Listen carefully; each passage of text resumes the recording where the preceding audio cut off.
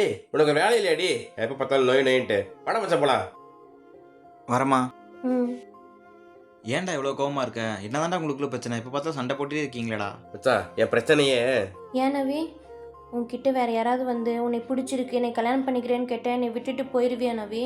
ஏ லூசு, ஏன்டி இப்படிலாம் யோசிச்சுட்டு இருக்க? அப்படிலாம் ஒன்றும் கிடையாது, நீ தைரியமா இரு. நிஜமாவா? ப்ராமிஸா? ம். நவிமா, சொல்லுடி. நீ அங்கங்கே வேலைன்னு சொல்லிட்டு வெளியே போறல்ல, அப்பெல்லாம் என்கிட்ட போய் சொல்லிட்டு உன் எக்ஸுக்கு இது பார்க்க போவியோ? ஏ உனக்குலாம் அறிவு இருக்கா இல்லையா? இப்பெல்லாம் பேசிட்டு இருக்க வா. சரி விடுறா, அவங்களுக்கு ஏதாவது தோணிருக்கோ கேட்டிருப்பாங்க. இது கிளம்பாடா கோவப்பட்டுட்டு இருப்ப. டேய் மச்சான், நான் ஒன்று சொல்லட்டுமா?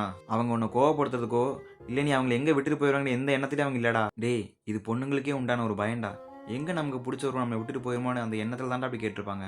உன் ஒய்ஃப் இந்த மாதிரி கேட்குறாங்கன்னா அவங்கள உட்கார வச்சு பேசி புரிய விடா. அதை விட்டு நீ எச்ச சத்தம் போட்டினா அவங்களுக்கு இன்னும் தாண்டா பயம் அதிகமாகும். இந்த மாதிரி பொண்ணு கிடைக்கல லக்குடா. சில பொண்ணுங்களை அந்த பிரச்சனையை பேசி பெருசாக்கிட்டு இருப்பாங்க. இந்த பொண்ணு வந்து ஓப்பனாக பேசுகிறாங்க. நீ உட்காந்து சொல்லி புரிய வை மச்சான். சரியா? புரியுதா? சரி மச்சான்.